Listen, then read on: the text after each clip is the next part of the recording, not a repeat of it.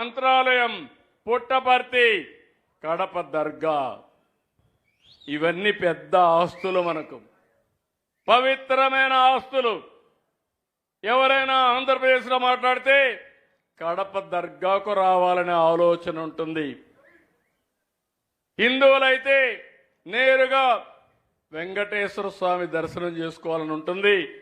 ఈ మధ్య కాలంలో శ్రీశైలం మల్లికార్జున స్వామి ఇక్కడ చూస్తే ఒక పవర్ఫుల్ క్షేత్రంగా, ఏదైతే శక్తి పీఠంగా ఇది ముందుకు పోయే పరిస్థితి వస్తుంది.